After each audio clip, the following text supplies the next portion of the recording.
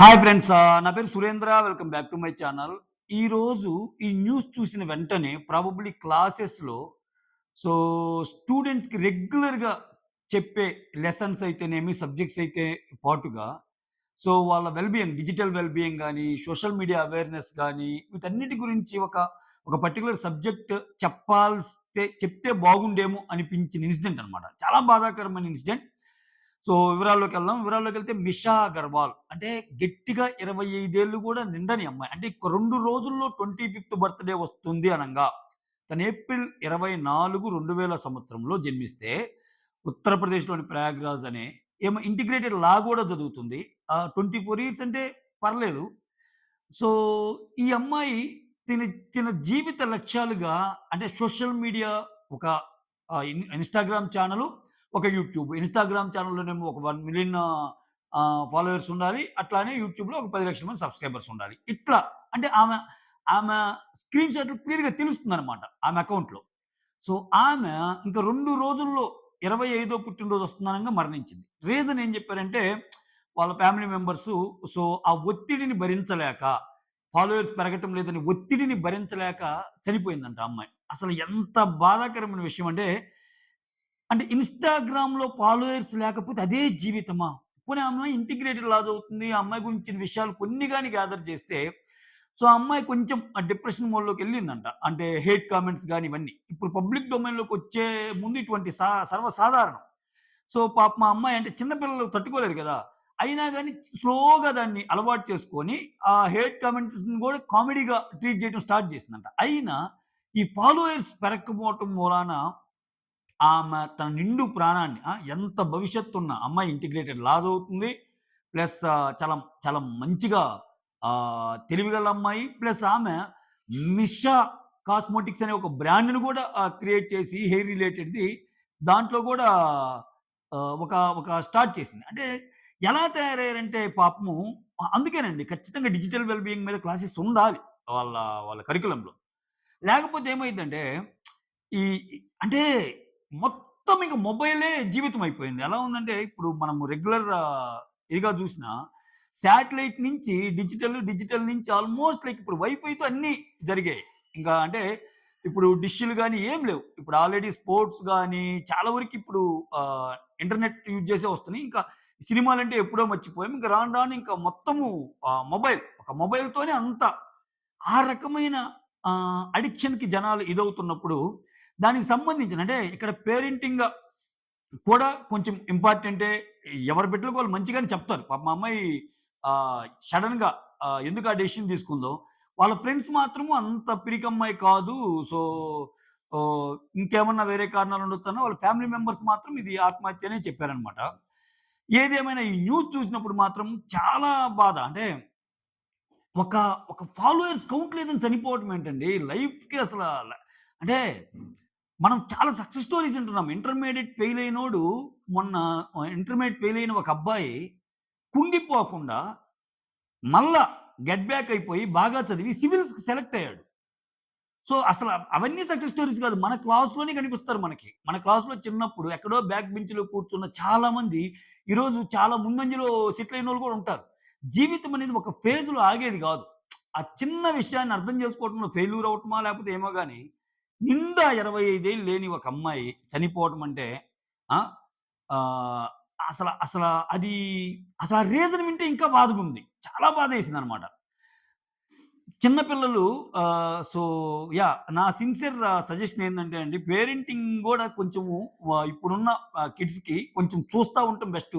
ఎప్పుడు లోలో ఉన్నారు? ఏంటి? ఏమన్నా తేడాగా కనిపిస్తుందా? రెగ్యులర్‌గా కనిపించే దానికంటే కొంచెం బిహేవియర్‌లో 2, 3 రోజుల నుంచి చేంజ్ ఉందా?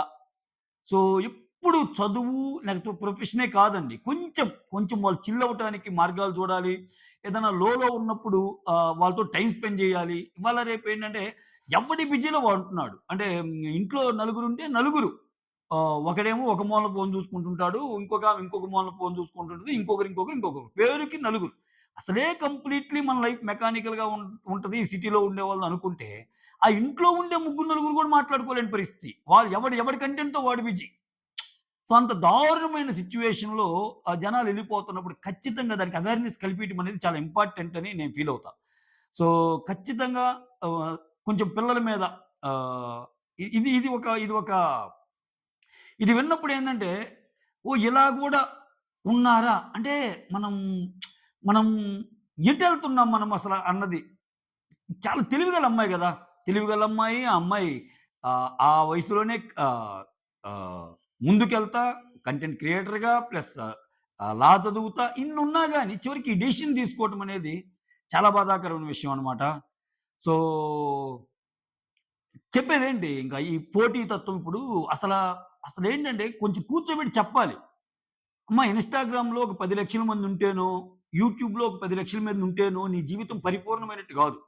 ఇవాళ రేపు సోషల్ మీడియాలో ఓహ్, అంటే నీకు నీ నీ ఇంట్రెస్ట్ లెవెల్‌ని బట్టి నువ్వొచ్చావు ఓకే. కాపోతే దాంట్లో సక్సెస్‌ఫుల్ కాలేదని ఇది జేసుకోవటం గూడా చాలా బాధ. ఇది అందుకే చూడండి ఎప్పుడు సోషల్ మీడియా గురించి చెప్పేటప్పుడు ఇటువంటి దాంట్లో ఒక మెయిన్ స్ట్రీమ్‌గా నువ్వు ప్రొఫెషన్ చూజ్ జేసుకోవాలంటే చాలామంది చెప్పే మాటేందంటే చాలా డేంజర్ అంటారు. ఎందుకంటే నీకేదో ఒక ప్రొఫెషన్ ఉండి ఇది ఆల్టర్‌నేట్‌గా చూజ్ జేసుకుంటే బెటరే. ఇదే ప్రొఫెషన్ అనుకుంటే మాత్రం చాలామంది ఇట్లా లో అవుతారు. పోనీ ఈ అమ్మాయి విషయం డిఫరెంట్ మళ్ళా. ఆ అమ్మాయి లా చదువుతుంది. ఇంకా ఒక బ్రాండ్ క్రియేట్ చేయగలిగింది. ఇంకా అన్నీ ఉన్నాయి. అటువంటప్పుడు అసలు కొంతమంది దీని మీదే ఏదో చేద్దామని వస్తారు. చాలామంది లో అవుతారు. ఎందుకంటే యూ నెవర్ నో. సోషల్ మీడియాలో రోజులేందంటే ఏ కంటెంట్‌ని ఎప్పుడు ఎవరు ఎలా యాక్సెప్ట్ చేస్తారో తెలీదు. నువ్వు నీ నీ నాలెడ్జ్ మొత్తం క్రోడీకరించి ఒక వీడియో చేసినా గాని చాలా తక్కువ వ్యూస్ రావచ్చు. ఒక చిన్న ఫ్రిజ్ టూర్ అందంగా చేసినా గాని ఒక 10,000,000 రావచ్చు. అంటే ఇవాళుండే టెన్షన్‌లో దేన్ని ఎంటర్‌టైన్‌మెంట్‌గా తీసుకుంటారో, దేన్ని ఇదిగా తీసుకుంటారో తెలీదు. అంటే ఇవాళ రేపు సోషల్ మీడియాలో ప్రతి ఒక్కటి ఎంటర్‌టైన్‌మెంట్ అవుతుంది. అంటే ఇప్పుడు ఎవరైనా సే ఫర్ ఎగ్జాంపుల్ ఒకడెవడన్నా ఫోన్ పట్టుకొని ఏదైనా ట్రైన్ దగ్గరికెళ్ళి ఆ సెల్ఫీ తీసుకుండంగా ఏదైనా జరిగిందనుకో, అది యాక్చువల్‌గా ఒక సాడ్ స్టోరీ. బాధపడే స్టోరీ. దాంట్లో గూడా అంటే ఈ మీమ్సు, ఎంటర్‌టైన్‌మెంట్ ప్రతీదీ ప్రతి సెన్సేషను ఎంటర్‌టైన్‌మెంటే.